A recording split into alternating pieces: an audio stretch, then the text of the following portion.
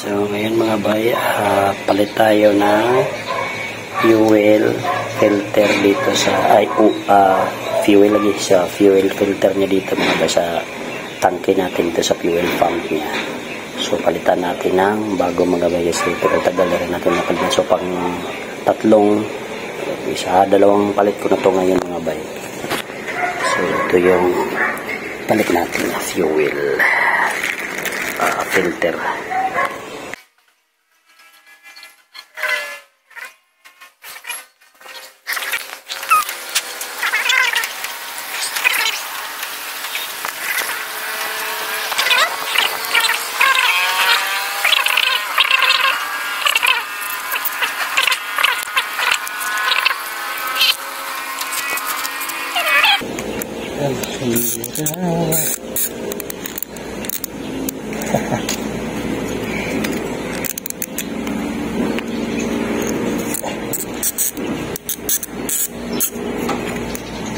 Hirap talaga mga bay sa sikwatin ito.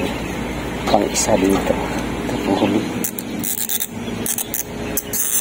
Yan. Laglag. Kasi mga bay may o-ring to. Ito pa yung o-ring. Uy, napuputol yung o-ring. Napuputol yung o-ring mga bay. Yung bag.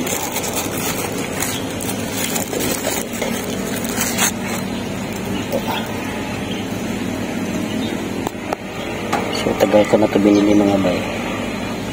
So napuputol yung o-ring.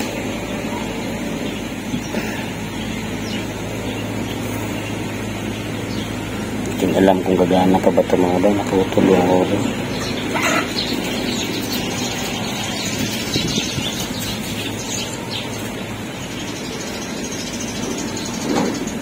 So hindi naman ito mabaliktad mga bay, kasi yung lock ganyan talaga pagkabalik niyan. Kung alam mo saan to, dito siguro ito ilagay yung o-ring mga bay.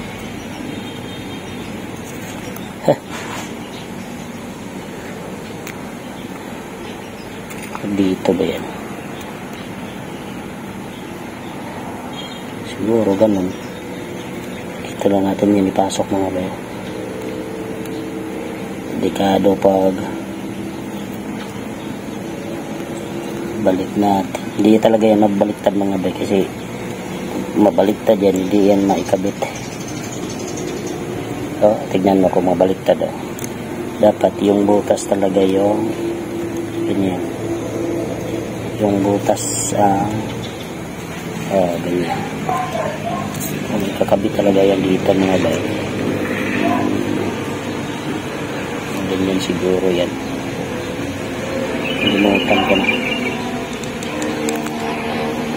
Hindi talaga sa ilalim talaga ito mga bay. Dito yan. Yung stopper lang ata.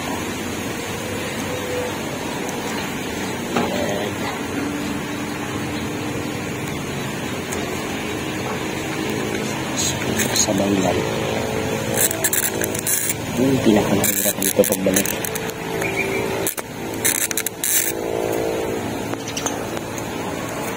Hindi natin lagyan ako. Lagi siguro. Hindi lagyan ako. Okay siguro yan. Alaman natin to kung walang o-ring, kung gagana ba.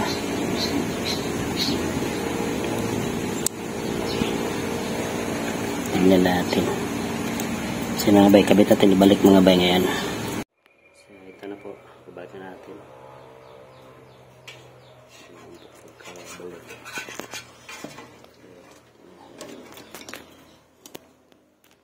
hanapin mo lang yung butas.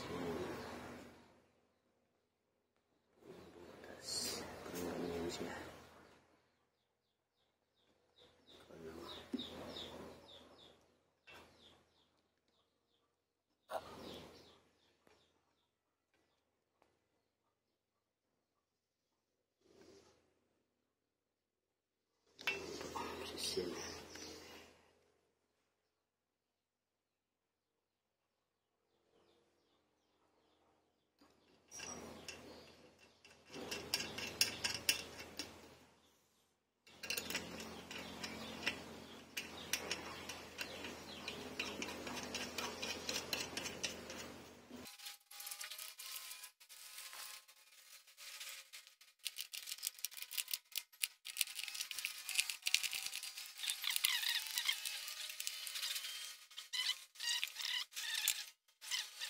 Ayan mga bay, papaandar natin ang bagong palit natin na fuel filter dito sa filter niya dito sa fuel pump. So pakinggan natin. All goods naman yung soyok niya. So parang okay naman yan. So pakinggan natin yung ating power pipe. Unang andar.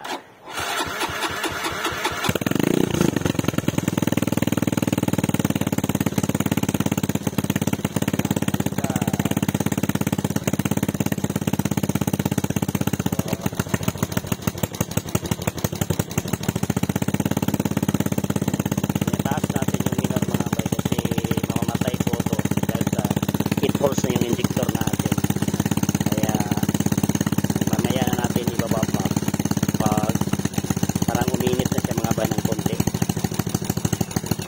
Ayan.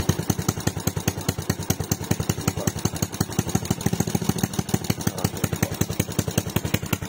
Yan po ang kanyang minor.